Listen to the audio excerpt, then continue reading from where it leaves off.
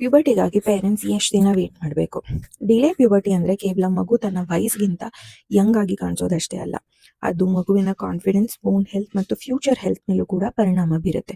ಬಹಳಷ್ಟು ಪೇರೆಂಟ್ಸ್ 17-18 ವರ್ಷ ಆದಮೇಲೆ ಪ್ಯೂಬರ್ಟಿ ಕಂಪ್ಲೀಟ್ ಆಗುತ್ತೆ ಅಂತ ಅಂದ್ಕೊಂಡು ವೇಟ್ ಮಾಡ್ತಾರೆ. ಆದರೆ ಆ ಟೈಮಲ್ಲಿ ನಿಮ್ಮ ಮಗು ಸೈಲೆಂಟ್ ಆಗಿ ಸಫರ್ ಆಗ್ತಿರ್ಬೋದು. ಯಾಕಂದರೆ ಡಿಲೇಡ್ ಪ್ಯೂಬರ್ಟಿ ಅಂದರೆ ಜಸ್ಟ್ ಫಿಸಿಕಲ್ ಚೇಂಜಸ್ ಲೇಟ್ ಆಗೋದಲ್ಲ. ಈ ಟೈಮ್ನಲ್ಲಿ ಬೋನ್ಸ್ ಸ್ಟ್ರಾಂಗ್ ಆಗುತ್ತೆ, ಮ್ಯಾಕ್ಸಿಮಮ್ ಬೋನ್ ಮಾಸ್ ಬಿಲ್ಡ್ ಆಗುತ್ತೆ. ಅದರಿಂದ ಪ್ಯೂಬರ್ಟಿ ಲೇಟ್ ಆದರೆ ಪೀಕ್ ಬೋನ್ ಮಾಸ್ ಕೂಡ ಕಡಿಮೆ ಆಗ್ಬೋದು. ಅಷ್ಟೇ ಅಲ್ಲ, ಇದರಿಂದ ಆಗೋ ಎಮೋಷನಲ್ ಇಂಪ್ಯಾಕ್ಟ್ ಕೂಡ ತುಂಬ ಇಂಪಾರ್ಟೆಂಟ್. ತಮ್ಮ ಫ್ರೆಂಡ್ಸ್ ಎಚ್ಚರವಾಗಿ ಬೆಳೀತಿರ್ಬೇಕಾದ್ರೆ, ದೈಹಿಕವಾಗಿ ಮೆಚೂರ್ ಆಗ್ತಿರ್ಬೇಕಾದ್ರೆ ಪ್ರತಿದಿನ ತಮ್ಮನ್ನು ತಮ್ಮ ಪಿಯರ್ಸ್ ಜೊತೆ ಕಂಪೇರ್ ಮಾಡ್ಕೊಳ್ಳೋದು ಸಾಮಾನ್ಯ. ತಮ್ಮ ವಯಸ್ಸಿನ ಮಕ್ಕಳಿಗಿಂತ ಬೇರೆ ರೀತಿ ಕಾಣೋದ್ರಿಂದ ಟೀಸಿಂಗ್, ಬುಲ್ಲಿಂಗ್, ಮುಜುಗರ ಮತ್ತು ಲೋ ಸೆಲ್ಫ್ ಎಸ್ಟೀಮ್ ಫೀಲ್ ಮಾಡ್ಕೋಬೋದು.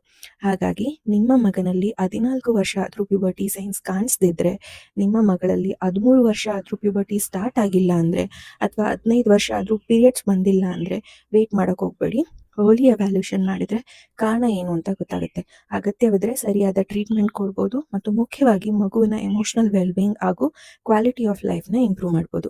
ನಿಮ್ಗೆ ಏನಾದರೂ ಅನುಮಾನ ಇದ್ದರೆ ಪೀಡಿಯಾಟ್ರಿಕ್ ಎಂಡೋಕ್ರೈನಾಲಜಿಸ್ಟ್ನ ಮೀಟ್ ಮಾಡಿ, ಈ ರೀಲ್ನ ಸೇವ್ ಮಾಡಿ, ಅವಶ್ಯಕತೆ ಇರೋ ಪೇರೆಂಟ್ಸ್ ಜೊತೆ ಶೇರ್ ಮಾಡಿ. ಮಕ್ಕಳ ಗ್ರೋತ್, ಪ್ಯೂಬರ್ಟಿ ಮತ್ತು ಹಾರ್ಮೋನ್ಸ್ ಬಗ್ಗೆ ಎವಿಡೆನ್ಸ್ ಬೇಸ್ ಮಾಹಿತಿಗಾಗಿ ಫಾಲೋ ಮಾಡಿ.